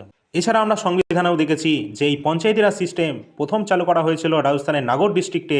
এটা 73 নম্বর অ্যামেন্ডমেন্ট অ্যাক্ট 1992 সালে এটা চালু করা হয়েছিল পঞ্চায়েত, এবং 74 নম্বর অ্যামেন্ডমেন্ট অ্যাক্ট 1992 সালে যেটা হয়েছিল পৌরসভাকে এখানে যুক্ত করা হয়েছিল, যেটা 1992 সালেই হয়েছিল।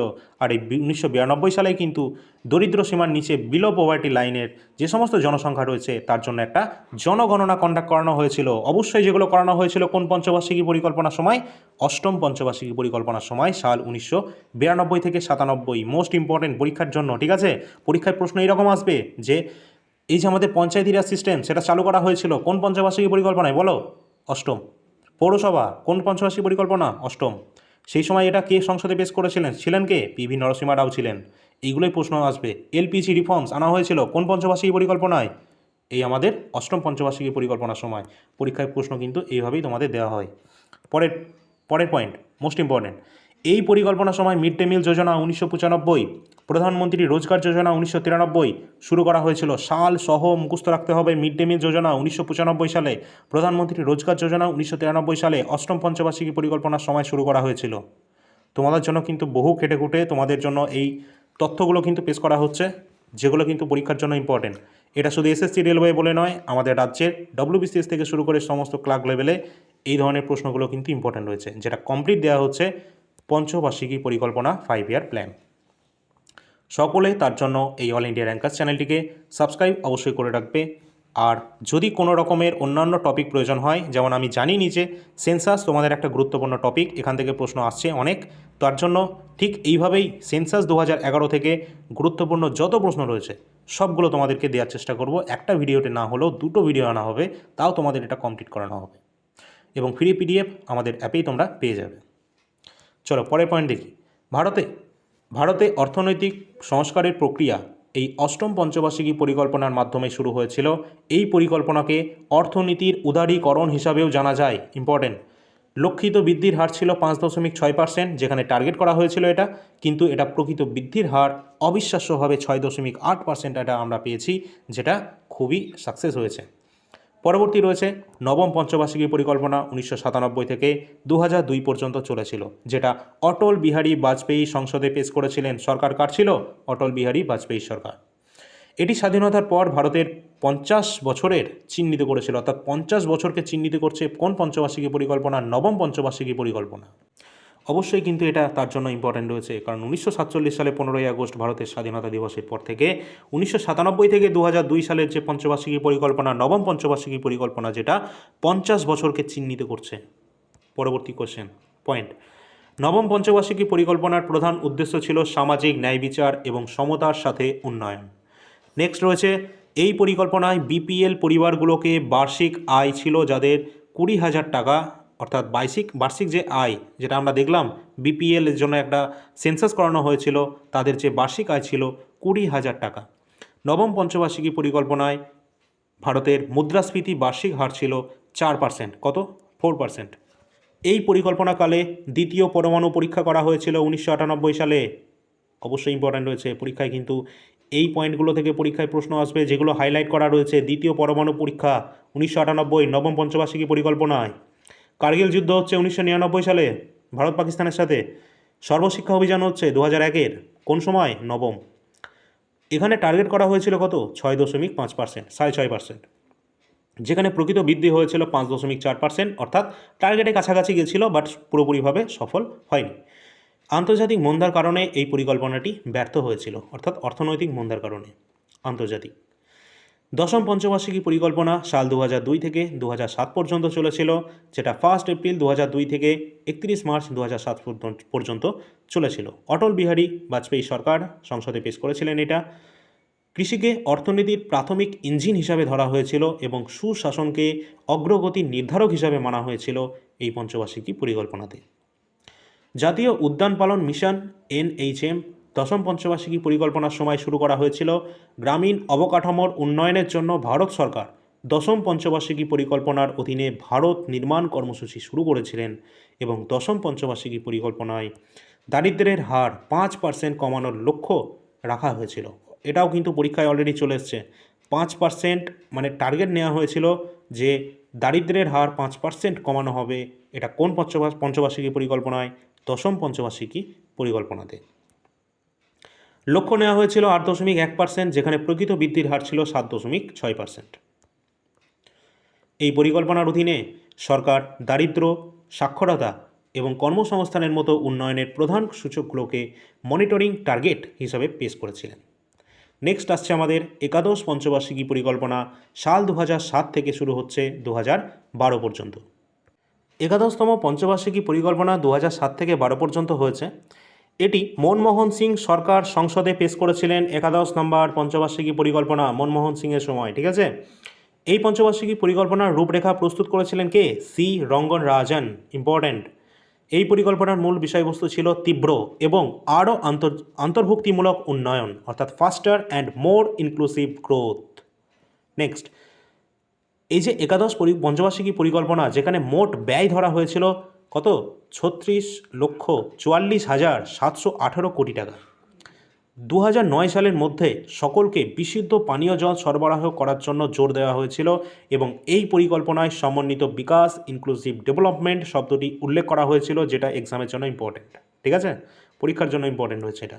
লক্ষ্য নেওয়া হয়েছিল কত? 9% এবং প্রকৃত বৃদ্ধির হার ছিল 8%, কাছাকাছি গেছে। সবথেকে বেশি ইম্পর্টেন্ট, 2009 সালের শিক্ষার অধিকার আইন RTE পেশ করা হয়েছিল, যা 2010 সালে কার্যকর করা হয়। অবশ্যই ইম্পর্টেন্ট, এটা কত নম্বর পঞ্চবার্ষিকীতে? একাদশ নম্বর পঞ্চবার্ষিকী পরিকল্পনার সময় শিক্ষার অধিকার আইন 2009 সাল এটাকে পেশ করা হয়েছিল, যেটা 2010 সালে কার্যকর হয়। নেক্সট, এই পরিকল্পনা শুরু হওয়া প্রধান প্রকল্পগুলি কি রয়েছে? সবথেকে বেশি ইম্পর্টেন্ট রয়েছে পরীক্ষায়, কিন্তু এগুলো দেখে রাখবে। রাষ্ট্রীয় স্বাস্থ্য বীমা যোজনা 2007, প্রধানমন্ত্রী কর্মসংস্থান সৃষ্টি কর্মসূচি 2008, ইন্দিরা গান্ধী জাতীয় প্রতিবন্ধী পেনশন যোজনা 2009, জাতীয় গ্রামীণ জীবিকা মিশন 2011, রাজীব আবাস যোজনা 2011। এই প্রধান গুরুত্বপূর্ণ প্রকল্পগুলি কিন্তু এই একাদশ পঞ্চবার্ষিকী পরিকল্পনার সময় বাস্তবায়িত হয়। নেক্সট এবং শেষ, দ্বাদশ পঞ্চবার্ষিকী পরিকল্পনা 2012 থেকে 2017 পর্যন্ত, যেটা দ্বাদশ পঞ্চবার্ষিকী পরিকল্পনা, এটি ছিল ভারতের সর্বশেষ পঞ্চবার্ষিকী পরিকল্পনা। এটি মনমোহন সিং সরকার সংসদে পেশ করেছিলেন। এই পরিকল্পনার স্লোগান ছিল তীব্র, টেকসই এবং আরও অন্তর্ভুক্তিমূলক উন্নয়ন, অর্থাৎ ফাস্টার, সাস্টেইনেবল এবং মোর ইনক্লুসিভ গ্রোথ। এর লক্ষ্য ছিল কি? দ্বাদশ পঞ্চবার্ষিকী পরিকল্পনার দারিদ্র্য 10% পর্যন্ত কমানো এবং কৃষি বৃদ্ধির হার 4% বাড়ানো এবং ম্যানুফ্যাকচারিং বৃদ্ধির হার 10% রাখার লক্ষ্য ছিল। এই পরিকল্পনা অনুযায়ী 19 থেকে 24 বছর বয়সী ভারতের 5%-এরও কম কর্মজীবী মানুষকে আনুষ্ঠানিকভাবে বৃত্তিমূলক শিক্ষা প্রদানের লক্ষ্য রাখা হয়েছিল এবং এর টার্গেট যেটা রাখা হয়েছিল, ফার্স্টের দিকে 9% রাখা হয়েছিল, কিন্তু পরবর্তীকালে এটাকে আবার অ্যামেন্ডমেন্ট করা হয়েছিল, সংশোধন করা হয়েছিল, যেটাকে পরে 8% করা হয়। পরীক্ষায় যদি তোমাদের অপশানে থাকে যে এটাকে লক্ষ্য রাখা হয়েছিল যে আমাদের বৃদ্ধির হারটা 12 নাম্বার যে পঞ্চবার্ষিকী পরিকল্পনা রয়েছে সেখানে কত পার্সেন্ট, পরীক্ষায় 9%ও থাকবে, 8%ও থাকবে, তাহলে তোমাদের অ্যান্সার হবে কিন্তু 8%, 9% নয়, কারণ প্রথমে এটা প্রাথমিকভাবে 9% করা হয়েছিল বৃদ্ধির হার, কিন্তু যেটাকে সংশোধন করে পরবর্তীকালে আবার 8% কিন্তু আনা হয়। তো ইম্পর্ট্যান্ট রয়েছে। তো এই পর্যন্ত আমাদের শেষ হলো থিওরি পার্ট, যেখানে গুরুত্বপূর্ণ প্রতিটা প্রশ্ন উত্তর আমরা দেখেছি, আর এইগুলো থেকেই আমরা কিন্তু এক্সামে দেখতে পাই। ঠিক আছে, প্রতিটা প্রশ্ন যেগুলো এক্সামে আসে সেগুলো সব আমি এর মধ্যে ইনক্লুড করে দিয়েছি এই থিওরি পার্টের মধ্যে। এবার দেখব এক্সামে আসা কোশ্চেন, এমসিকিউ কোশ্চেন, যেগুলো প্রিভিয়াস ইয়ার বেসড রয়েছে। আর এই পর্যন্ত তোমরা কমেন্ট সেকশানে জানাও তোমাদের মোটামুটি থিওরিটা ক্লিয়ার কি না, হ্যাঁ কি না। হ্যাঁ হলে অবশ্যই ইয়েস করে দেবে। যদি থিওরি পার্টটা ক্লিয়ার হয় তাহলে পরবর্তী আমরা এমসিকিউ পার্টে চলে আসি। অবশ্যই তোমাদের সকলকে বলবো, তোমাদের বলে রাখি, টেলিগ্রাম চ্যানেলে কিন্তু সকলে অবশ্যই যুক্ত হবে, কারণ সেখানে গুরুত্বপূর্ণ সমস্ত ইনফরমেশান দেওয়া হয়। এসএসসির ফার্স্ট 2026-এর নতুন যে এক্সাম, যার এসএসসি ফেজ সিলেকশন পোস্ট, যেটার কিন্তু নোটিফিকেশান রিলিজ হয়েছে, 3000+ কিন্তু ভ্যাকেন্সি রয়েছে, এনটিপিসির এক্সাম ডেট জারি করা হয়েছে। এই সমস্ত গুরুত্বপূর্ণ যে তথ্য সেগুলো উইথিন সেকেন্ড তোমরা কিন্তু আমাদের টেলিগ্রাম চ্যানেলে কিন্তু দেখতে পাবে। যখনই কোনো বিজ্ঞপ্তি প্রকাশিত হয় বা রেজাল্ট আউট হয় বা অ্যাডমিট কার্ড প্রকাশিত হয়, সমস্ত লিঙ্ক কিন্তু পিডিএফ সহ আমাদের টেলিগ্রামে আপলোড হয়ে যায়। তার জন্য কিন্তু এখানে যুক্ত হবে।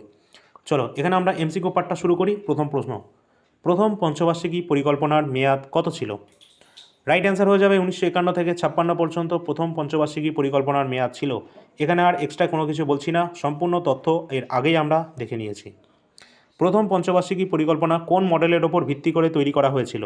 অবশ্যই হ্যারোড ডমার মডেলের ওপর ভিত্তি করে প্রথম পঞ্চবার্ষিকী পরিকল্পনা 1951 থেকে 56 পর্যন্ত হয়েছিল। নেক্সট, প্রথম পঞ্চবার্ষিকী পরিকল্পনার প্রধান উদ্দেশ্য কী ছিল? কৃষির উন্নয়ন অর্থাৎ এগ্রিকালচার ডেভেলপমেন্টের ওপর সবথেকে বেশি এখানে জোর দেওয়া হয়েছিল প্রথম পঞ্চবার্ষিকী পরিকল্পনায়, এবং শিল্পের জোর দেওয়া হয়েছিল দ্বিতীয় পঞ্চবার্ষিকী পরিকল্পনার সময়। এটা আমরা দেখব। এবং কৃষি এবং শিল্প দুটোই কিন্তু ছিল, এবং স্বনির্ভরতা, যেটা কিন্তু থার্ড 5 ইয়ার প্ল্যানে আমরা দেখেছি। চলো, কোন পঞ্চবার্ষিকী পরিকল্পনার অধীনে 5টি Indian institute of technology IIT প্রতিষ্ঠিত হয়েছিল? 5টি। কোন সময়? প্রথম পঞ্চবার্ষিকী পরিকল্পনার সময়, যেখানে কিন্তু এগুলো প্রতিষ্ঠিত হয়েছিল।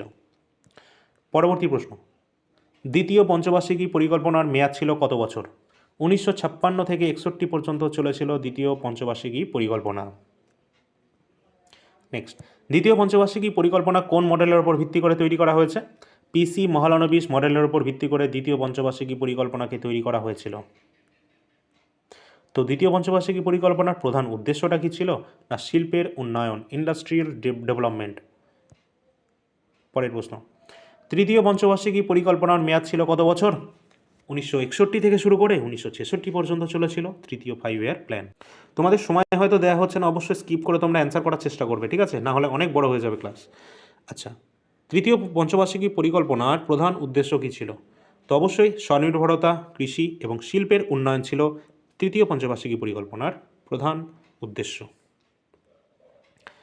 কোন পঞ্চবার্ষিকী পরিকল্পনার অধীনে সোভিয়েত ইউনিয়নের সহযোগিতায় ঝাড়খণ্ডে Bokaro iron and still industry প্রতিষ্ঠিত হয়েছিল? এটা হয়েছিল তৃতীয় পঞ্চবার্ষিকী পরিকল্পনার সময়, সোভিয়েত ইউনিয়নের সহযোগিতায় ঝাড়খণ্ডে বোকারো আয়রন স্টিল প্ল্যান্ট এটা কিন্তু তৈরি হয়েছিল। আচ্ছা, পরের প্রশ্ন রয়েছে, কোন পঞ্চবার্ষিকী পরিকল্পনার অধীনে সবুজ বিপ্লব শুরু হয়েছিল? গ্রিন রেভলিউশন, যেটা শুরু হয়েছিল তৃতীয় পঞ্চবার্ষিকী পরিকল্পনার সময়। নেক্সট, তৃণমূল স্তরে গণতন্ত্রের জন্য পঞ্চায়েত নির্বাচনের সূচনা হয়েছিল কোন পঞ্চবার্ষিকী পরিকল্পনার সময়? তো কোন সময় বলেছিলাম পঞ্চায়েতি রাজ সিস্টেমটা? যেটা বলেছিলাম 1973 না, এটা হচ্ছে 73 নম্বর অ্যামেন্ডমেন্ট অ্যাক্টের মাধ্যমে 1992 সালে এটাকে যুক্ত করা হয়েছিল সংবিধানে। কিন্তু এখানে বলা হয়েছে তৃণমূল স্তরে গণতন্ত্রের জন্য এই কোন পঞ্চবার্ষিকী পরিকল্পনা গ্রহণ করা হয়েছিল। তো পরিকল্পনা যেটা কিন্তু অবশ্যই তৃতীয় পঞ্চবার্ষিকী পরিকল্পনায় এটা কিন্তু গ্রহণ করা হয়েছিল, যেটাকে ফাইনালি কার্যকর করা হয়েছিল 1992-তে। পরের প্রশ্ন, কোন পঞ্চবার্ষিকী পরিকল্পনাকে সবচেয়ে ব্যর্থ বলে মনে করা হয়? তো তৃতীয় পঞ্চবার্ষিকী পরিকল্পনা, যেটা কিন্তু সবথেকে ব্যর্থ বলে মনে করা হয়। কারণটা কি? কারণ এখানে কিন্তু দুটো গুরুত্বপূর্ণ যুদ্ধ, ভারত পাকিস্তান 1962 এবং 1962-তে তোমাদের ভারত এবং চীনের সাথে হয়েছিল, এবং 1971 সালে একটা হয়েছিল ভারত এবং পাকিস্তানের সাথে। তো এই দুটো গুরুত্বপূর্ণ যুদ্ধের কারণেই কিন্তু এখানে ব্যর্থ হয়েছিল তৃতীয় পঞ্চবার্ষিকী পরিকল্পনাটি। পরের প্রশ্ন রয়েছে, কোন পঞ্চবার্ষিকী ব্যর্থতার পর সরকারকে প্ল্যান হলিডে 1966 থেকে 69 এটা ঘোষণা করতে হয়েছিল? অবশ্যই কিন্তু এখানে রাইট অ্যান্সার হয়ে যাবে তৃতীয় পঞ্চবার্ষিকী পরিকল্পনায়। আমরা দেখেছি সেটা দুটো গুরুত্বপূর্ণ যুদ্ধের কারণে। প্রথম পরিকল্পনা বিরতি যেটা প্ল্যান হলিডে, যার মেয়াদ ছিল কত? 1966 থেকে 1969 কিন্তু এটা ছিল। আর তার পরবর্তীকালে পরেরটা শুরু হচ্ছে 1969 থেকে। তৃতীয় পঞ্চবার্ষিকী পরিকল্পনা ব্যর্থ হওয়ার পর কত বছরের জন্য বার্ষিক পরিকল্পনা চালানো হয়েছিল? যেটা কিন্তু 3। অপশান নাম্বার বি সঠিক অ্যান্সার, 3 বছরের জন্য। চতুর্থ পঞ্চবার্ষিকী পরিকল্পনার মেয়াদ ছিল কত বছর? 1969 থেকে 1974। নেক্সট, চতুর্থ পঞ্চবার্ষিকী পরিকল্পনার প্রধান উদ্দেশ্য কী ছিল? স্থিতিশীলতার সাথে স্বনির্ভরতা এবং প্রগতিশীল অর্জন করা।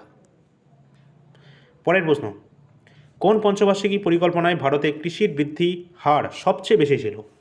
যেটা কিন্তু চতুর্থ পঞ্চবার্ষিকী পরিকল্পনায়, এটা কিন্তু আমরা দেখেছি 4th 5 ইয়ার প্ল্যানে। আর যেখানে কিন্তু সবুজ বিপ্লব হয়েছিল, তোমরা জানো তো সবুজ বিপ্লব, যেটা কিন্তু আমরা দেখেছি এম এস স্বামীনাথন ভারতের সবুজ বিপ্লবের জনক ছিলেন, যেখানে খাদ্যশস্য গম এবং রাইসের ওপর, গম এবং এর ওপর কিন্তু সবথেকে বেশি গুরুত্ব দেওয়া হয়েছিল সবুজ বিপ্লবের জন্য। পরবর্তী প্রশ্ন রয়েছে, কোন পঞ্চবার্ষিকী পরিকল্পনায় 14টি ব্যাংকে জাতীয়করণ করা হয়েছিল? ইম্পর্টেন্ট, চতুর্থ পঞ্চবার্ষিকী পরিকল্পনার সময়ই করা হয়েছিল, 14টা ব্যাংকের জাতীয়করণ করা হয়েছিল। কোন পঞ্চবার্ষিকী পরিকল্পনায় খরা প্রবণ এলাকা কর্মসূচি শুরু হয়েছিল? এটি তো খরা প্রবণ এলাকার যে কর্মসূচি শুরু হয়েছিল চতুর্থ পঞ্চবার্ষিকী পরিকল্পনার সময়।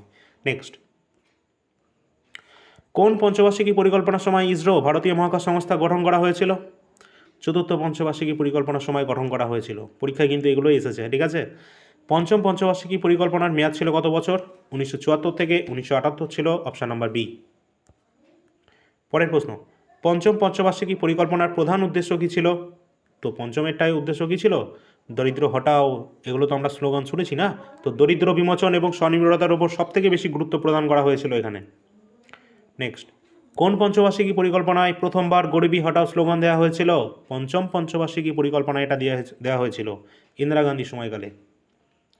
কোন পঞ্চবার্ষিকী পরিকল্পনাটি মাত্র 4 বছর স্থায়ী হয়েছিল? আমরা দেখেছিলাম পঞ্চম পঞ্চবার্ষিকী পরিকল্পনা মাত্র 4 বছর স্থায়ী হয়েছিল।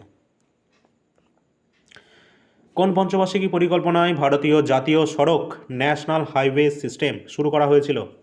পঞ্চম পঞ্চবার্ষিকী পরিকল্পনায় এটি শুরু করা হয়েছিল। দ্বিতীয় পরিকল্পনা বিরতি অর্থাৎ রোলিং প্ল্যান যেটা হয়েছিল, তার মেয়াদ ছিল কোনটা? 1978 থেকে 80, 2 বছরের। ষষ্ঠ পঞ্চবার্ষিকী পরিকল্পনার মেয়াদ ছিল কোনটা?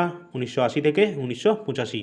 প্রতিটা মেয়াদগুলো তোমাদের দেখে রাখতে হবে, কোন পঞ্চবার্ষিকী পরিকল্পনা কোন মডেলের ওপর, কার সময় হয়েছিল, কোন কোন বিষয়গুলো গুরুত্ব আরোপ করা হয়েছিল, লক্ষ্য কত ছিল এবং কতটা তারা অর্জন করতে পেরেছিল। এই সমস্ত গুরুত্বপূর্ণ তথ্যগুলো দেখতে হবে, যেগুলো আমরা ফার্স্টে থিওরি পার্টে দেখে নিয়েছি। পরের প্রশ্ন, ষষ্ঠ পঞ্চবার্ষিকী পরিকল্পনার প্রধান উদ্দেশ্য কী ছিল? দারিদ্র্য বিমোচন এবং কর্মসংস্থান বৃদ্ধি করা। কোন পঞ্চবার্ষিকী পরিকল্পনায় শিবরামন কমিটির সুপারিশে National Bank for Agriculture and Rural Development, যেটাকে আমরা সংক্ষেপে বলি নাবার্ড, এটা প্রতিষ্ঠা করা হয়েছিল? ষষ্ঠ পঞ্চবার্ষিকী পরিকল্পনার সময় এটা করা হয়েছিল, যার প্রধান উদ্দেশ্য ছিল গ্রামীণ উন্নয়ন, গ্রামীণ কৃষি উন্নয়ন, নাবার্ড। নেক্সট, কোন পঞ্চবার্ষিকী পরিকল্পনায় জনসংখ্যা বৃদ্ধি নিয়ন্ত্রণের জন্য পরিবার পরিকল্পনা কর্মসূচি শুরু করা হয়েছিল? প্রথম পঞ্চবার্ষিকী পরিকল্পনার সময় হয়েছিল, যেটা সাল যদি এক্স্যাক্টলি বলা হয় তোমাদের 1952 সালে। পরের প্রশ্ন, কোন পঞ্চবার্ষিকী পরিকল্পনায় মূল্য নিয়ন্ত্রণ ব্যবস্থা তুলে নিয়ে অর্থনৈতিক উদারীকরণের সূচনাকে চিহ্নিত করা হয়েছিল? যেটা ষষ্ঠ পঞ্চবার্ষিকী পরিকল্পনার সময় এটি হয়েছিল। নেক্সট, কোন পঞ্চবার্ষিকী পরিকল্পনায় নেহরুভিয়ান সমাজতন্ত্রের শেষ হিসেবে দেখা হয়? অবশ্যই ষষ্ঠ।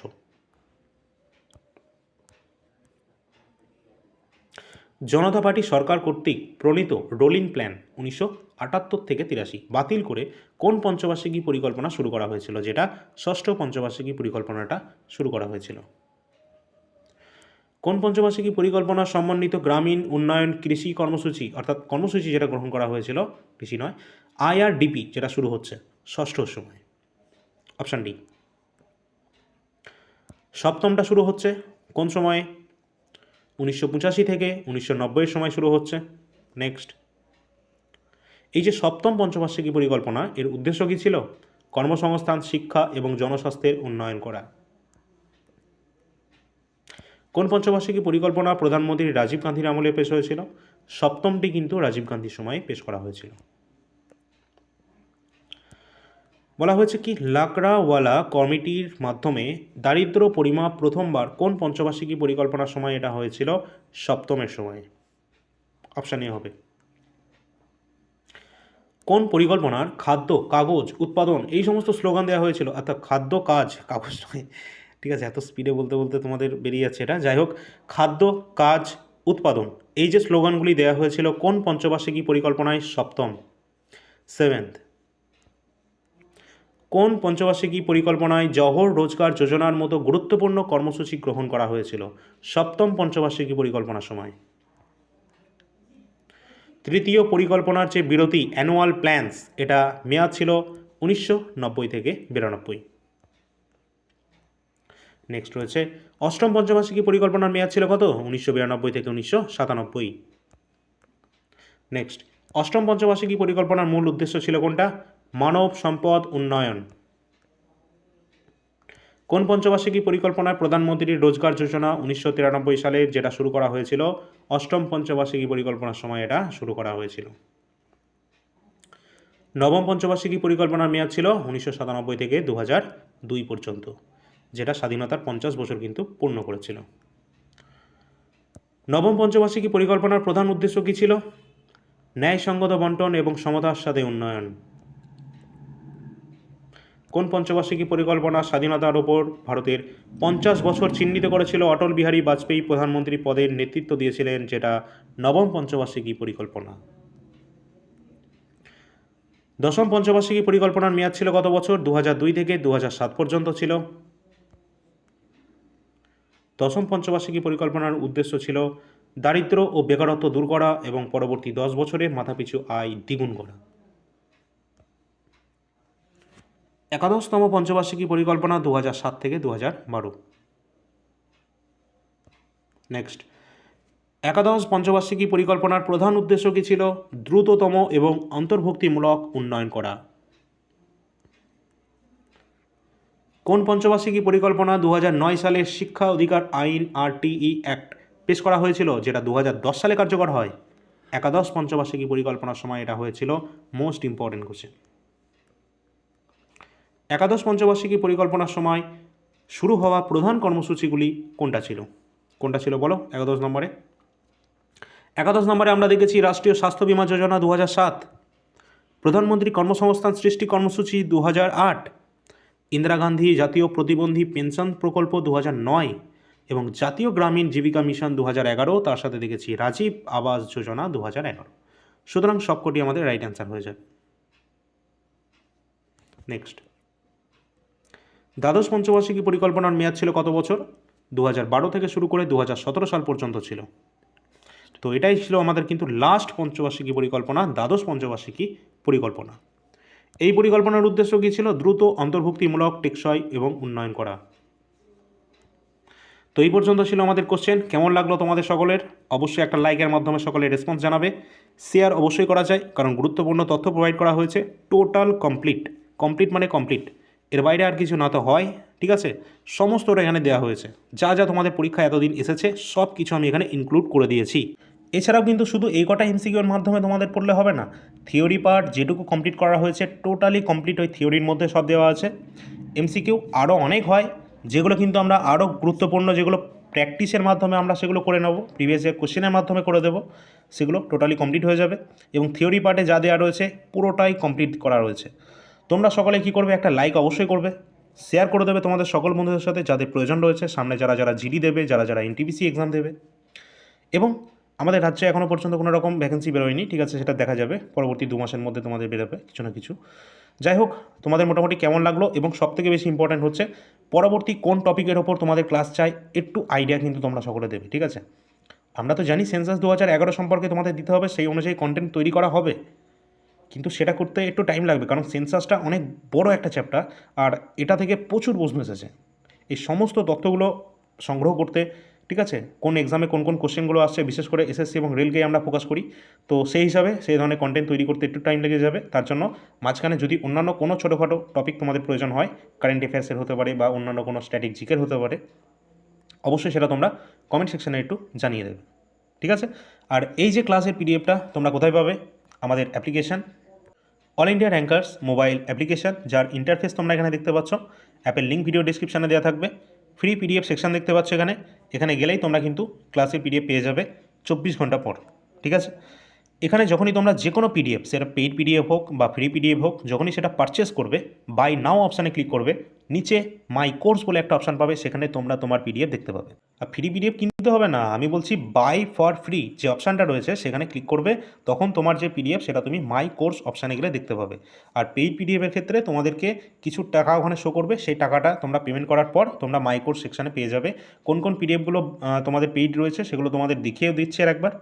এছাড়া আমাদের পিডিএফের মধ্যেও তোমরা দেখতে পাবে যেগুলো আমাদের একদম সাম্প্রতিক তোমাদের আপডেট করা হয়েছে অ্যাপে, উপরে দেখবে ব্যানার আকারে থাকবে, ঠিক আছে, ছোটো ছোটো থাম্বনেল আকারে থাকবে, তোমরা সেগুলো ডান দিকে মুভ করলেই তোমরা দেখতে পাবে সেটা। এই ধরনের কিন্তু প্রতিটা গুরুত্বপূর্ণ পিডিএফের মধ্যে তোমাদের বলে রাখি, প্রিভিয়াস ইয়ার ছাড়া যদি তোমাদের সংবিধানে প্রয়োজন হয়, সংবিধান থেকে ভারতের সংবিধান গুরুত্বপূর্ণ, এটা কিন্তু দেওয়া রয়েছে। ভারতের ইতিহাস, ভারতের সংবিধান, স্ট্র্যাটেজিকে ইতিহাস আর সংবিধান এই দুটো কমপ্লিট দেওয়া রয়েছে। ভারতের স্ট্র্যাটেজিকে যেটা দেওয়া রয়েছে এটাও কিন্তু কমপ্লিট দেওয়া রয়েছে, এই তিনটে। আর বাদবাকি যেগুলো দেখছো এগুলো সব কিন্তু প্রিভিয়াস ইয়ার প্রশ্ন। এনটিপিসির জন্য কোনগুলো রয়েছে, এখান থেকে 7 নাম্বার থেকে শুরু হচ্ছে, এনটিপিসি থেকে শুরু করে এই বাদবাকি এইগুলো সব একদম গ্র্যাজুয়াল লেভেল। এনটিপিসি লেটেস্ট যেটা হয়েছে এইগুলো যদি করে যাও এনটিপিসিতে কোনো সমস্যা হবে না। এছাড়া রেলের গ্রুপ ডি, তার সাথে জিকে এবং কারেন্ট অ্যাফেয়ার্স, এই দুটো জিনিস কিন্তু রেলের জন্য ইম্পর্টেন্ট। তাছাড়া কারেন্ট অ্যাফেয়ার্সের জন্য আমাদের মান্থলি কারেন্ট অ্যাফেয়ার্স রয়েছে, যেগুলো কিন্তু বেস্ট। প্রতি মাসে 400 থেকে 500 কারেন্ট অ্যাফেয়ার্স আমরা প্রোভাইড করছি। এছাড়া তোমাদের প্রতি সপ্তাহে কিন্তু ক্লাস আছে। প্রথম সপ্তাহের ক্লাস দেওয়া হয়েছে, এই মাসের সেকেন্ড সপ্তাহের ক্লাস আগামী কালকে কিংবা পরশুর মধ্যে কিন্তু তোমরা ক্লাস পেয়ে যাবে। উইকলি কারেন্ট অ্যাফেয়ার্স, আমরা প্রতিদিনের কারেন্ট অ্যাফেয়ার্স প্রোভাইড করি না, যেটা তোমাদের জন্য একটা সমস্যা তৈরি হয়। ঠিক আছে, আমরা উইকলি কারেন্ট অ্যাফেয়ার্স দিয়ে দিই, যেখানে 70-80 যাই প্রশ্ন হোক সব দিয়ে দেবো ওর মধ্যে। ঠিক আছে, এছাড়া যদি তোমাদের অন্যান্য কোনো প্রশ্ন তোমাদের থাকে তাহলে সেটা কমেন্ট সেকশন রয়েছে, সেখানে তোমরা অবশ্যই করতে পারো।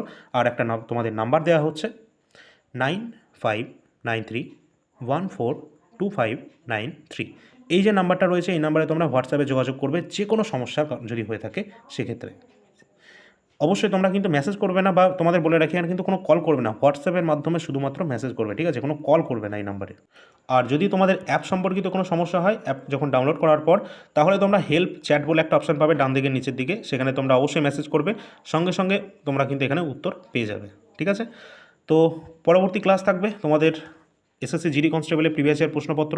অবশ্যই তোমরা আমাদের প্লেলিস্ট দেখতে পারো, সেখানে অলরেডি 4-5টা ক্লাস নেওয়া হয়েছে, পরের ক্লাসগুলো তাড়াতাড়ি করানো হবে। এনটিপিসির জন্য কিছু ক্লাস আসবে এবং মাঝখানে কারেন্ট অ্যাফেয়ার্সে কিছু গুরুত্বপূর্ণ ক্লাস প্রোভাইড করা হবে। পরবর্তী এখনও ইম্পর্টেন্ট টপিক রয়েছে, যেমন সেন্সাসটা রয়েছে এবং কারেন্ট অ্যাফেয়ার্সের অ্যাপয়েন্টমেন্টের একটা ক্লাস আসবে, যেখানে টোটাল কমপ্লিট এখনও পর্যন্ত যে যে নিযুক্ত হয়েছে কোন কোন পদে, সেই সব কিছু ওখানে দেওয়া থাকবে। কমপ্লিট মানে কমপ্লিট। ঠিক আছে, চলো দেখা হচ্ছে পরবর্তী ক্লাসে। ধন্যবাদ সকলকে।